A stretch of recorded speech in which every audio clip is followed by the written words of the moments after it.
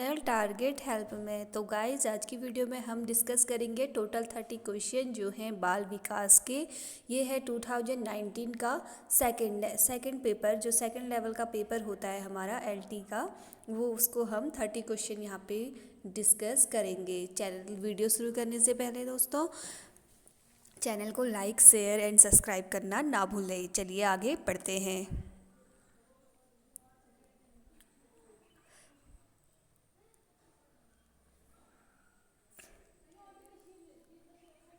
पहला क्वेश्चन है, पियाजे के अनुसार बच्चे वस्तुओं के मानसिक निरूपण पर संक्रियाओं को निष्पादित करने की योग्यता विकास की किस अवस्था में विकसित करते हैं? ऑप्शन ए औपचारिक संक्रियात्मक, ऑप्शन बी मूर्त संक्रियात्मक, ऑप्शन सी संवेदी संप्रेरक, ऑप्शन डी पूर्व संक्रियात्मक अवस्था। तो इसका आंसर राइट हो जाएगा ऑप्शन नंबर बी, पूर्व संक्रियात्मक।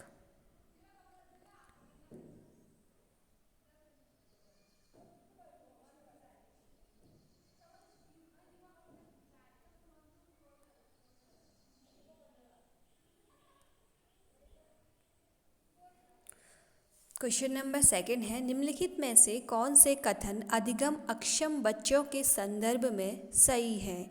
ऑप्शन नंबर ए, इनमें अवधान से जुड़े विकार होते हैं, इनमें पेशीय समन्वय तथा हस्त निपुणता अपेक्षाकृत उच्च कोटि की ही होती है।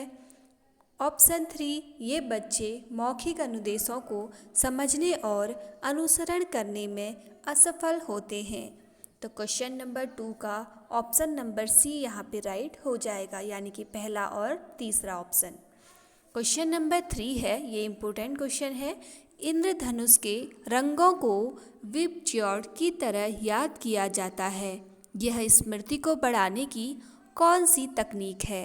ऑप्शन नंबर ए मुख्य शब्द विधि, ऑप्शन नंबर बी स्थान विधि, ऑप्शन सी खंडियन विधि या ऑप्शन डी प्रथम अक्षर तकनीक। तो क्वेश्चन नंबर 3 का ऑप्शन नंबर डी यहाँ पे राइट हो जाएगा। अब आते हैं दोस्तों क्वेश्चन नंबर 4 में, जो है पर्यावरण को समझने, सविवेक चिंतन तथा किसी चुनौती का सामना होने पर। एक मिनट दोस्तों, थोड़ा सा प्रॉब्लम यहाँ पे हो रहा है, क्यों हो रहा है फिर ये? लेकिन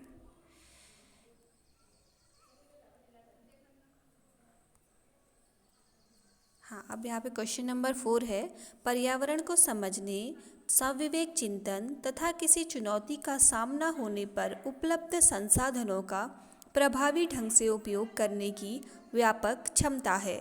ऑप्शन नंबर ए अभिक्षमता, ऑप्शन नंबर बी रुचि, ऑप्शन नंबर सी बुद्धि, ऑप्शन नंबर डी व्यक्तित्व। तो क्वेश्चन नंबर 4 का ऑप्शन नंबर सी यहाँ पे बुद्धि जो है वो राइट हो जाएगा। अब मिलते हैं अगले क्वेश्चन में। अगला क्वेश्चन है, किसी व्यक्ति का नैसर्गिक, थोड़ा सा जूम यहाँ पे मैं कर लेती हूँ, किसी व्यक्ति का नैसर्गिक या स्वाभाविक दशा में घटित होने वाली तात्क्षणिक व्यवहारपरक घटनाओं का व्यवस्थित, संगठित तथा वस्तुनिष्ठ ढंग से अभिलेख किस मनोवैज्ञानिक विधि में तैयार किया जाता है? ऑप्शन नंबर ए प्रेक्षण, ऑप्शन बी आत्म प्रतिवेदन, ऑप्शन सी व्यक्ति अध्ययन, ऑप्शन डी साक्षात्कार। तो क्वेश्चन नंबर 5 का ऑप्शन नंबर ए यहाँ पे राइट हो जाएगा। आगे बढ़ते हैं क्वेश्चन नंबर 6 में। ये यहाँ पे इम्पोर्टेंट क्वेश्चन माना जाएगा। ये है, किस प्रकार की अधिगम प्रक्रिया में सामान्यतः प्रयोज्य निष्क्रिय होते हैं? ऑप्शन नंबर ए शास्त्रीय अनुबंधन, ऑप्शन नंबर बी क्रिया प्रसूत अनुबंधन, ऑप्शन नंबर सी संज्ञानात्मक अनुबंधन, ऑप्शन नंबर डी साधनात्मक अनुबंधन। तो क्वेश्चन नंबर 6 का ऑप्शन नंबर ए यहाँ पे राइट हो जाएगा। क्वेश्चन नंबर 7 है, किस प्रकार की स्मृति को असक्रिय स्मृति भी कहा जाता है? यानी कि असक्रिय स्मृति मतलब इनएक्टिव मेमोरी। इनएक्टिव मेमोरी निम्न में से किसे कहा जाता है?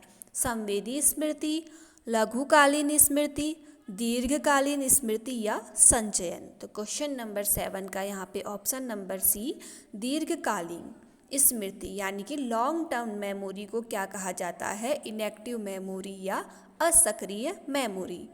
क्वेश्चन नंबर 8 है उपलब्धि की आवश्यकता है। ऑप्शन नंबर ए जन्मजात अभिप्रेरक, ऑप्शन नंबर बी जैविक अभिप्रेरक, ऑप्शन नंबर सी अर्जित अभिप्रेरक, ऑप्शन नंबर डी सुरक्षा अभिप्रेरक। तो क्वेश्चन नंबर 8 का ऑप्शन नंबर सी यहाँ पे राइट हो जाएगा। क्वेश्चन नंबर 9 है निम्नलिखित में से कौन सा कथन लघुकालीन स्मृति के संदर्भ में सही है? ऑप्शन नंबर ए इसकी संचयन शक्ति सीमित होती है, ऑप्शन नंबर बी इसकी संचयन शक्ति असीमित होती है, ऑप्शन नंबर सी इसकी अधिकतम अवधि 20 से 30 सेकंड की होती है। लघुकालीन स्मृति शॉर्ट टर्म मेमोरी की यहाँ पे टाइम कितना होता है? क्वेश्चन नंबर 9 का ऑप्शन नंबर डी यहाँ पे राइट हो जाएगा, यानी कि पहला और तीसरा। इसकी संचयन शक्ति सीमित होती है और इसकी अधिकतम अवधि 20 से 30 सेकंड की होती है। ये एक इम्पोर्टेंट क्वेश्चन यहाँ पे आया। आगे बढ़ते हैं। क्वेश्चन नंबर 10 यहाँ पे है, थोड़ा सा जूम कर लेते हैं। क्वेश्चन नंबर 10 है यदि कोई विद्यार्थी पढ़ना भी नहीं चाहता हो, साथ ही साथ परीक्षा में असफल भी नहीं होना चाहता है, तो ऐसी परिस्थिति में वह किस संघर्ष का सामना कर रहा है? ऑप्शन नंबर ए उपागम संघर्ष, ऑप्शन नंबर बी परिहार संघर्ष, ऑप्शन नंबर सी उपागम परिहार संघर्ष, ऑप्शन नंबर डी बहु उपागम परिहार संघर्ष। तो क्वेश्चन नंबर 10 का ऑप्शन नंबर बी राइट यहाँ पे हो जाएगा, परिहार संघर्ष। यानी कि हम सभी परिहार संघर्ष से जूझ रहे हैं। हम भी पढ़ना तो नहीं चाहते लेकिन असफल भी होना नहीं चाहते। क्वेश्चन नंबर 11 है सृजनात्मक चिंतन की दी गई 4 अवस्थाओं का सही क्रम क्या है?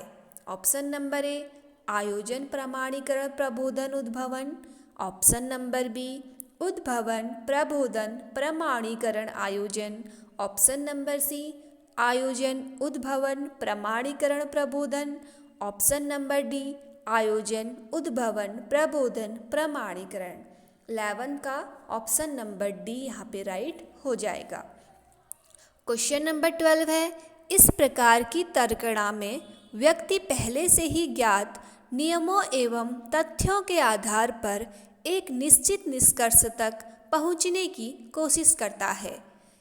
ऑप्शन नंबर ए आगमनात्मक, ऑप्शन नंबर बी निगमनात्मक, ऑप्शन नंबर सी आलोचनात्मक, ऑप्शन नंबर डी सादृश्यवादी। मोस्ट इम्पोर्टेंट ये क्वेश्चन यहाँ पे हो जाएगा कि किस प्रकार की तर्कणा में व्यक्ति पहले से ज्ञात नियमों एवं तथ्यों के आधार पर एक निश्चित निष्कर्ष तक पहुंचने की कोशिश करता है।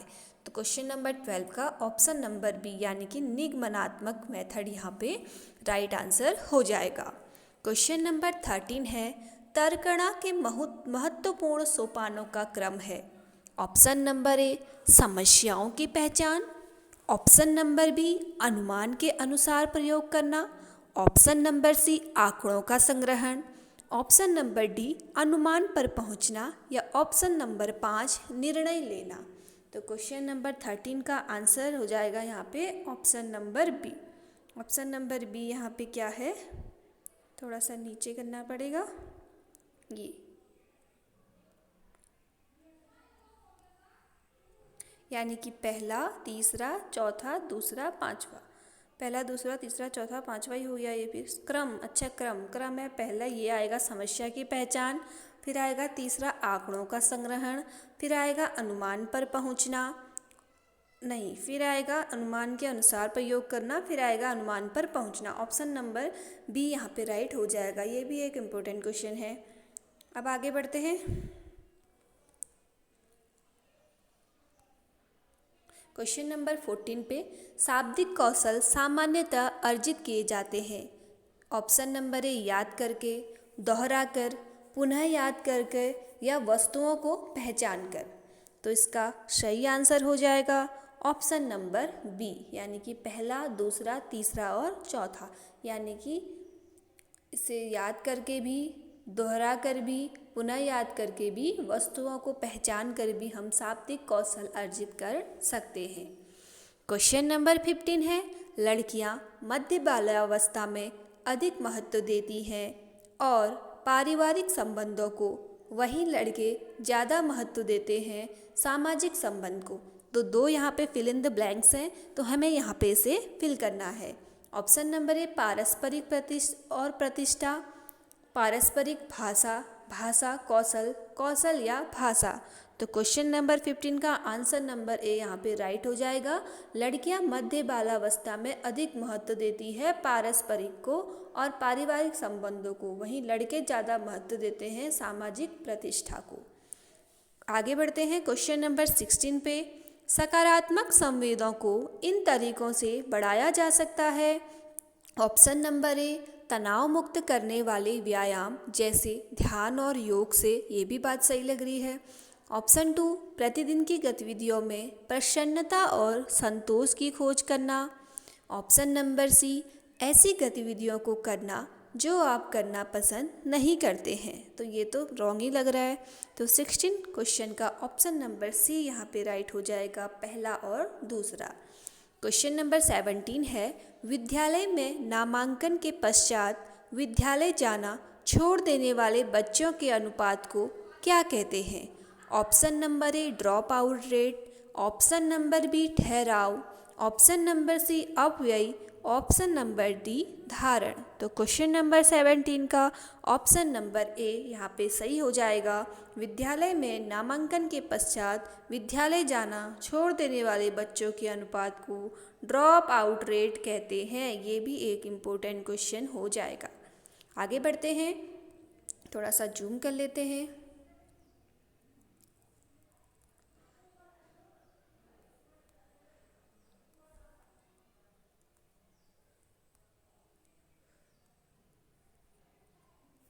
कहाँ चला गया ये, ज़्यादा ही जूम हो गया। तो क्वेश्चन नंबर 18 है, स्नेल चार्ट का संबंध है। ये क्वेश्चन रिपीट हुआ है। देखिए गाइज, मैं पहले भी कह चुकी हूँ कि अगर यूटेट आपको निकालना है तो पुराने पेपर ज़रूर देखिए, क्योंकि पुराने पेपर से क्वेश्चन यहाँ पे रिपीट हुए हैं। तो क्वेश्चन नंबर 18 है, स्नेलन चार्ट का संबंध है दृष्टिबाधिता से, श्रवण बाधिता से, अधिगम अक्षमता से या शारीरिक अक्षमता से। तो क्वेश्चन नंबर 18 का ऑप्शन नंबर राइट हो जाएगा ए दृष्टिबाधिता से। Important question. क्वेश्चन नंबर 19 है, विशेष आवश्यकता वाले बच्चों के शिक्षण हेतु मल्टी सेंसरी अप्रोच का प्रयोग किया जाना चाहिए। मल्टी सेंसरी अप्रोच से क्या तात्पर्य है। मल्टी सेंसरी अप्रोच, आपने ये सीटेट के लिए अगर तैयारी की होगी तो वहाँ पे भी मल्टी सेंसरी अप्रोच का बहुत सारा क्वेश्चन आता है। ऑप्शन नंबर ए दृश्य, श्रवण, गंध, स्पर्श, दृश्य, श्रवण, vestibular, cutaneous. Option C cutaneous, दृश्य, स्पर्श, वेस्टिबुलर। ऑप्शन डी श्रवण, स्पर्श, क्यूटेनियस, वेस्टिबुलर। तो क्वेश्चन नंबर 19 का ऑप्शन नंबर ए यहाँ पे राइट हो जाएगा। मल्टी सेंसरी अप्रोच का प्रयोग होता है दृश्य, श्रवण, गंध और स्पर्श। ये भी इम्पोर्टेंट क्वेश्चन है। क्वेश्चन नंबर 20 है, राष्ट्रीय शिक्षा नीति 2019 के ड्राफ्ट प्रारूप निम्नलिखित में से किसकी अनुशंसा करता है। ऑप्शन ए शिक्षा क्रम व शिक्षण शास्त्र रटने के बजाय बच्चों को सीखा कैसे जाए यह सिखाने में सक्षम बने। ऑप्शन बी 19वीं सदी के लिए जरूरी कौशल, ज्ञान व मूल्य विकसित किया जाए। ऑप्शन सी उच्च माध्यमिक कक्षाओं में बच्चों को मातृभाषा में पढ़ाया जाए। ऑप्शन डी आकलन बच्चे के सीखने व विकास में मदद करने वाला हो तथा रटने पर जोर देने वाला हो। क्वेश्चन नंबर 20 का ऑप्शन नंबर ए यहाँ पे राइट हो जाएगा। क्वेश्चन नंबर 21 है, निम्नलिखित में से कौन सा कथन सत्य है। मार्गदर्शन का अर्थ है विद्यार्थियों को निर्देश देना।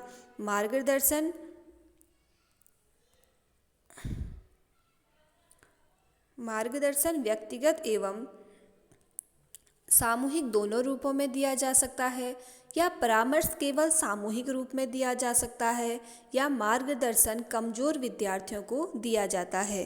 क्वेश्चन नंबर 21 का ऑप्शन नंबर बी है, मार्गदर्शन व्यक्तिगत एवं सामूहिक दोनों रूपों में दिया जा सकता है। अब आगे बढ़ते हैं क्वेश्चन नंबर 22 की ओर। जब परीक्षाएं समीप हो तो शिक्षक को नंबर 1 कोर्स पूरा करने के लिए विद्यार्थियों को घर बुलाना चाहिए। ऑप्शन बी, विद्यार्थियों को स्वयं कोर्स पूरा करने के लिए कहना चाहिए। ऑप्शन सी, विद्यालयों में कोर्स पूरा करने के लिए अतिरिक्त समय देना चाहिए। ऑप्शन डी, कुछ चयनित प्रश्नों को हल करना चाहिए। क्वेश्चन नंबर 22 का ऑप्शन नंबर सी राइट हो जाएगा, विद्यालय में कोर्स पूरा करने के लिए अतिरिक्त समय देना चाहिए। अगर इसमें आप ऑप्शन को सही ढंग से पढ़ेंगे तो इस क्वेश्चन का आंसर आपको मिल जाता। क्वेश्चन नंबर 23 है, विद्यार्थियों में सहयोग की भावना विकसित की जा सकती है। ऑप्शन ए, सहयोग पर व्याख्यान द्वारा। ऑप्शन बी, समूह कार्य द्वारा। ऑप्शन सी, सहयोग पर चित्र दिखाकर। ऑप्शन डी, व्यक्तिगत सृजनात्मक कार्य द्वारा। क्वेश्चन नंबर 23 का ऑप्शन नंबर बी यहाँ पे राइट हो जाएगा, समूह कार्य द्वारा हम बच्चों में सहयोग की भावना को विकसित कर सकते हैं। क्वेश्चन नंबर 24, किस प्रकार के प्रश्नों के आधार पर एक शिक्षक को विद्यार्थी के प्रदर्शन कार्य को मूल्यांकित करना चाहिए? वस्तुनिष्ठ, निबंध, लघु उत्तरीय या उपरोक्त सभी? तो क्वेश्चन नंबर 24 का उपरोक्त सभी हो जाएगा। चाहे प्रश्न वस्तुनिष्ठ हो, चाहे निबंध हो, चाहे लघु उत्तरीय हो, इन सभी में हम एक शिक्षक जो है वो विद्यार्थी के प्रदर्शन कार्य को मूल्यांकित कर सकता है। क्वेश्चन नंबर 25 है, जैसे बच्चे सहयोग करना सीखते हैं वो विकसित करते हैं। ऑप्शन ए, सहकारिता। ऑप्शन बी, टीम भावना। ऑप्शन सी, सामाजिक अभिवृत्ति। ऑप्शन डी, उपयुक्त सभी। तो इसका आंसर डी यहाँ पे राइट हो जाएगा। ये भी एक इजी क्वेश्चन है। क्वेश्चन नंबर 26 है, जब कोई विद्यार्थी किसी प्रश्न का उत्तर गलत देता है तो शिक्षक को विद्यार्थी को गलत उत्तर देने के लिए दंड देना चाहिए।